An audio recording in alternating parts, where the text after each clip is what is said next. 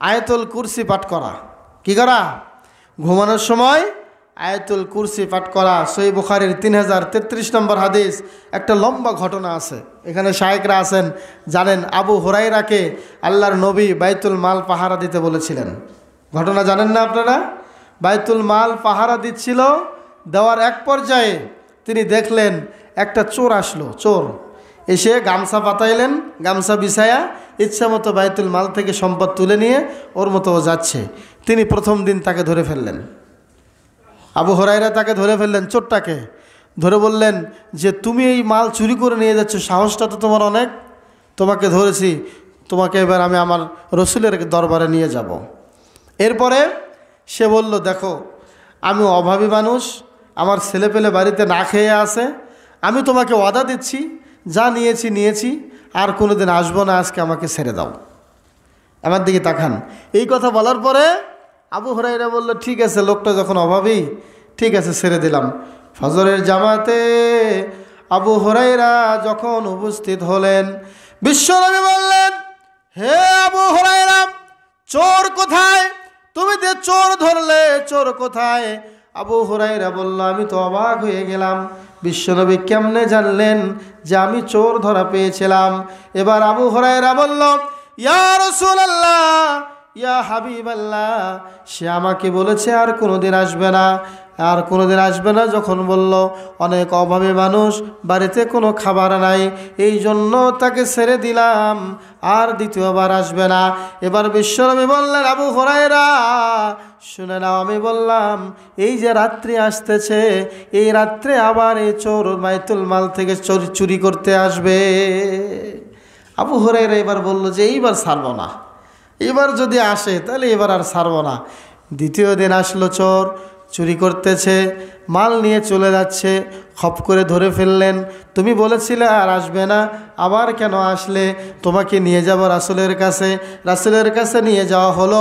বিশ্বনবী বললেন, রাসূলের কাছে নিয়ে যাওয়ার আগেই আবু হুরায়রাকে আবার বলল, দ্বিতীয়বার আমাকে আরেকবার একটা সুযোগ দেন, হে আবু হুরায়রা, আর আসবো না, আমাকে আর একবার সুযোগ দেন, আমার ছেলে মেয়ে না খেয়ে আছে, এটা নিয়ে আমার খাওয়াতে হবে, আর আসবো না, ওয়াদা দিলাম। আবু হুরায়রার মনে দয়া হলো, তিনি সন্তানদের কথা বিবেচনা করে ছেড়ে দিলেন, রাসূলের কাছে নিলেন না। এবার রাসূলের কাছে যাওয়ার পরে ফজরের জামাত হওয়ার পরে আবু হুরায়রা বলল, আবু হুরায়রাকে বিশ্বনবী বললেন, রে আবু হুরায়রা, কোথায় আজকে চোর কি করলে? আবু হুরায়রা প্রথম দিনের নাই বলল, ইয়া রাসূলুল্লাহ, সে বলেছে তার সন্তানরা অনাহারে রয়েছে, আর আসবে না, তাকে ছেড়ে দেন। ছেড়ে দেওয়ার জন্য অনেক কাকুতি মিনতি করলো, তাই ছেড়ে দিলাম, আর আসবে না আমার বিশ্বাস।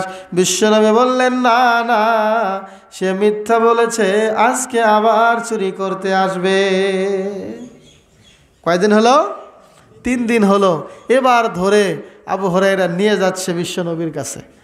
যাওয়ার সময় বলছে, শোনো আবু হুরায়রা, তোমার ভুল হয়েছে। রাত্রে ঘুমানোর আগে ইদা আওয়াইতা ইলা ফিরাশিক, যখন তুমি তোমার বিছানায় ঘুমাতে যাবে, ফাকরা আয়াতুল কুরসি, তখন আয়াতুল কুরসিটা পাঠ করে ঘুমায়া যেও, তাহলে সারা রাত ফেরেশতা তোমাকে পাহারা দেবে, কোনো জিন শয়তান তোমার কাছে আসতে পারবে না। আমি তোমাকে এটা শিখিয়ে দিলাম, আজকে আমাকে ছেড়ে দাও, আমি আর আসবো না। তখন আবু হুরায়রা ছেড়ে দিলেন, বিশ্বনবীর কাছে গেলেন। যাওয়ার পরে আবু হুরায়রা যখন বললেন, তখন বিশ্বনবী বললেন, লোকটি কে ছিল তুমি জানো? বলছে, না তো। বিশ্বনবী বললেন, আবু হুরায়রা, লোকটি কোনো মানুষ নয়, ওটা হলো শয়তান। ওটা কে? শয়তান। সে যা বলেছে কথাটা সত্য বলেছে, কিন্তু সে মিথ্যাবাদী, সে কিন্তু কোনো মানুষ নয়, সে হলো শয়তান। সে তোমাকে আয়াতুল কুরসির কথা বলে গিয়েছে, কথা সত্য।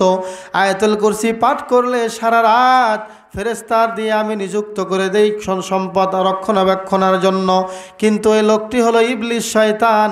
অতএব যখনই বিছানায় যাবে আয়াতুল কুরসি পাঠ করে ঘুমানোর দরকার আছে নাকি নাই? আমার ভাইয়েরা, তাহলে এটা কয় নাম্বার গেল? 13 নাম্বার। আর 2টা আছে মাত্র, শুনবেন? আর 2টো বলে আমরা আলোচনা শেষ করে দেব। 14 নম্বর হলো বিশ্বনবী বলেছেন সূরা বাকারার শেষের 2টি আয়াত যারা পাঠ করবে, অথবা যেই বাড়িতে সূরা বাকারা পাঠ করা হবে ওই বাড়িতে শয়তান ঢুকবে না। আপনি বলুন তো, এবার নিজেকে প্রশ্ন করেন, আপনার বাড়িতে কতদিন ধরে সূরা বাকারা পাঠ করা হয় না? বিশ্বনবী বলেছেন যেই বাড়িতে 2 থেকে 3 দিনের বেশি কোরআন তেলাওয়াত হবে না ওই বাড়িতে শয়তান বাসা বাঁধবেই। কি বললাম বলেন? যে বাড়িতে 2 থেকে 3 দিন পার হয়ে যাবে সূরা বাকারা তেলাওয়াত করা হবে না। এটা কে বলেছেন? বিশ্বনবী মুহাম্মদ রাসূলুল্লাহ সাল্লাল্লাহু আলাইহি ওয়াসাল্লাম। আবু মাসউদ থেকে বর্ণিত, তিনি হাদিসটি নবী থেকে বর্ণনা করেছেন। তিনি বলেছেন মান করা বিল আয়াতাইন মিন সূরাতিল বাকারা, যে ব্যক্তি সূরা বাকারার শেষের 2টি আয়াত পাঠ করবে মিন লাইলাতিন, যে রাত্রে, কাফাতা, এই 2টি আয়াতই তার জন্য যথেষ্ট হয়ে যাবে। সুবহানাল্লাহ।